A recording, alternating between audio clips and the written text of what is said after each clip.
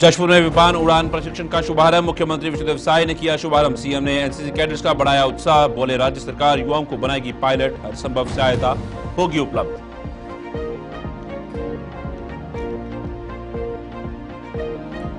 कर्नाटक में धर्म के आधार पर आरक्षण मामले पर बोले डिप्टी सीएम अरुण साव, देश को तोड़ने का हो रहा है प्रयास। मुस्लिम तुष्टीकरण और देश को विभाजित करने कांग्रेस का इतिहास। कर्नाटक आरक्षण मामले में अरुण साव के बयान पर कांग्रेस का पलटवार। एआईसीसी के सचिव और पूर्व विधायक विकास उपाध्याय बोले, देश को बांटने, मतभेद फैलाने की बात बीजेपी करती है।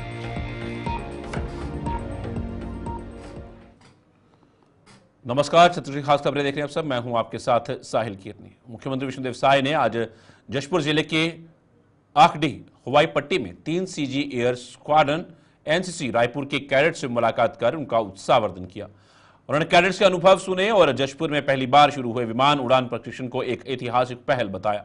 उन्होंने कहा कि जशपुर अब केवल पर्यटन और प्राकृतिक सौंदर्य का केंद्र नहीं बल्कि विमान प्रशिक्षण का नया हब भी बन रहा है।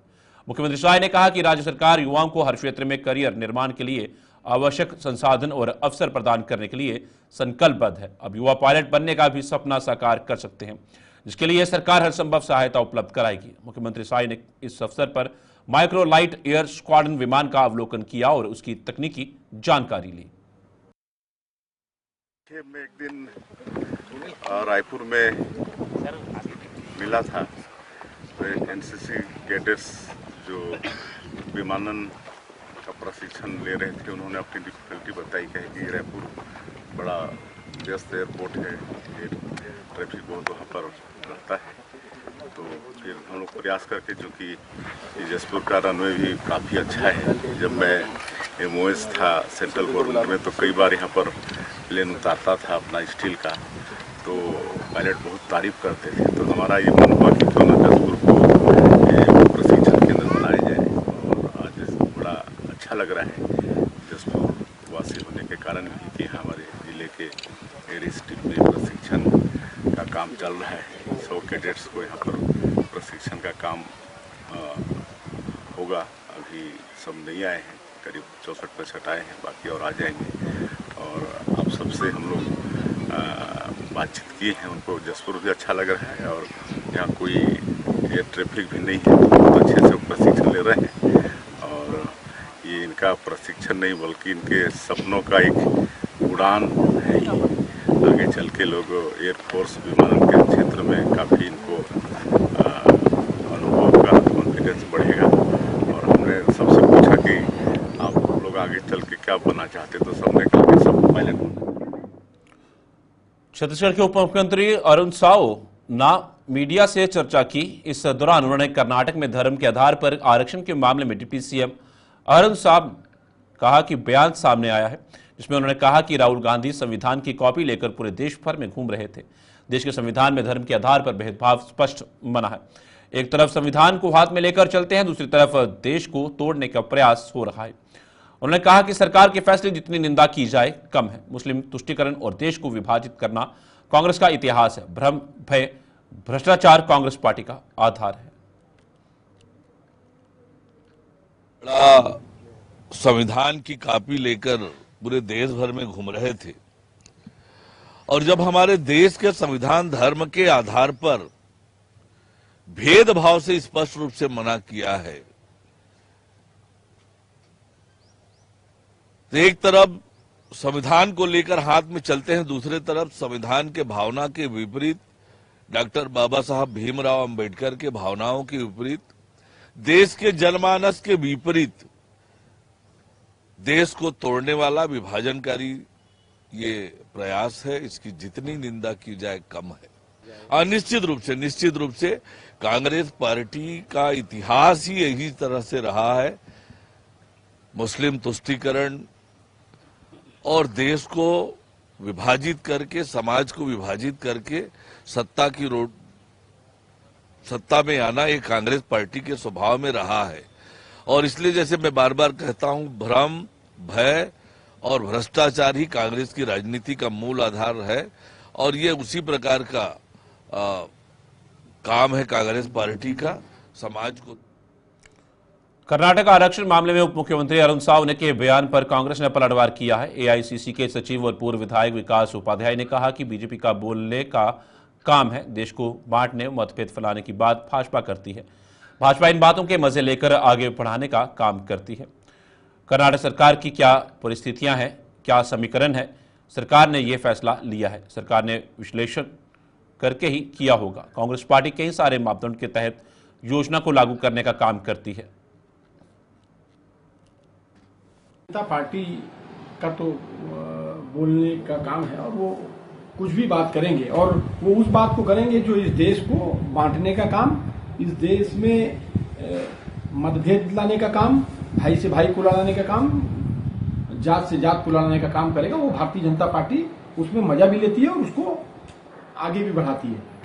कर्नाटक की सरकार की वहाँ प्रदेश की क्या परिस्थितियां हैं, क्या समीकरण है जिसकी वजह से सरकार ने टेंडर की प्रक्रिया में आरक्षण की बात कही है और इसका तो विश्लेषण सरकार ने करके ही किया होगा। और सरकार, अगर कोई सरकार रन होती है, कोई सरकार चलती है, तो कोई एक पर्टिकुलर व्यक्ति से नहीं, एक पूरा सिस्टम, एक पूरा प्रशासनिक सिस्टम लगा होता है और कई सारे मापदंड के आधार पर कामों को और हर योजनाओं को वो लागू करने का काम करते हैं। तो वहाँ की परिस्थितियाँ क्या है और क्यों ऐसे किया गया, वो तो बेहतर वो लोग बता सकते हैं। लेकिन भारतीय जनता पार्टी इसको टूल के रूप में उपयोग करती है और लोगों के बीच में मतभेद और मनभेद पैदा।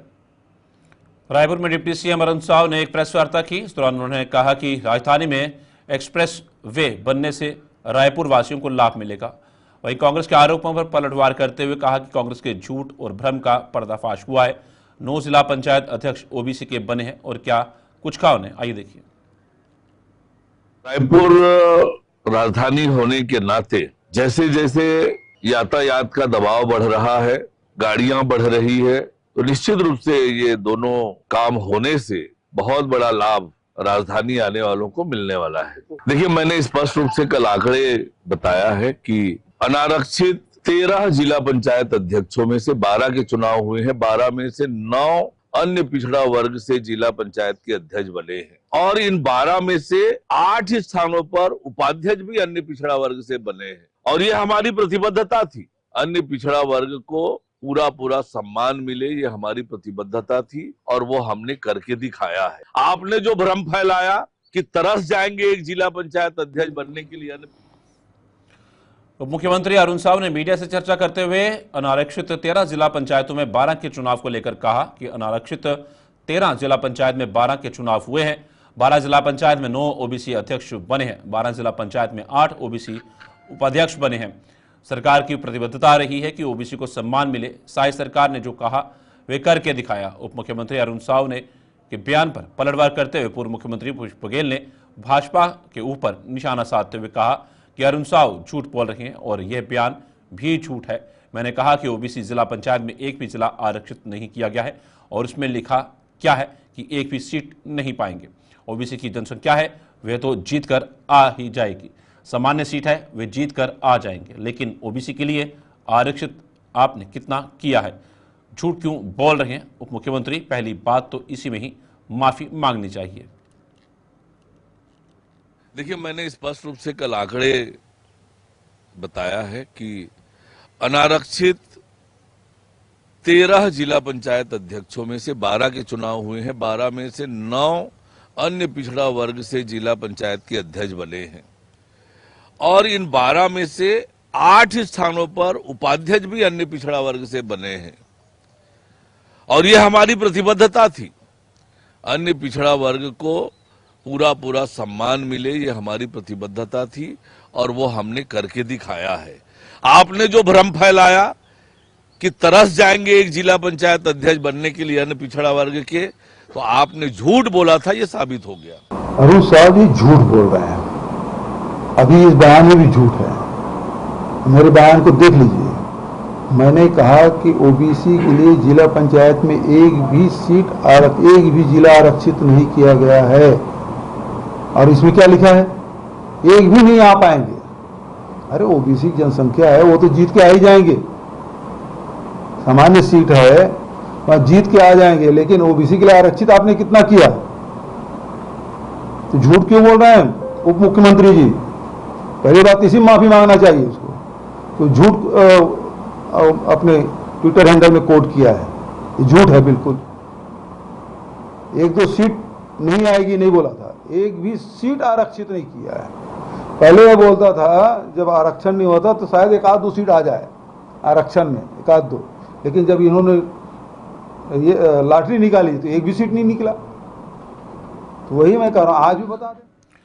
आज सुबह 9 बजे कांकेर शहर के बीच कोतवाली थाना में भीषण आग लग गई। आग लगने से कई वाहन जलकर खाक हो गए। आग कैसे लगी ये अब तक स्पष्ट नहीं हो सका, लेकिन आगजनी से लाखों के नुकसान का अंदेशा लगाया जा रहा है। कोतवाली परिसर में खड़ी जब्त गाड़ियों से धुआं उड़ता देख तत्काल फायर ब्रिगेड को सूचना दी गई, लेकिन तब तक आग ने विकराल रूप ले लिया था। सूचना मिलते ही फायर ब्रिगेड की टीम ने तत्काल मौके पर पहुंचकर मोर्चा संभाला और आधे घंटे की मशक्कत के बाद आग पर काबू पा लिया गया। छत्तीसगढ़ खास खबर में फिलहाल इतना ही। दीजिए इजाजत, नमस्कार।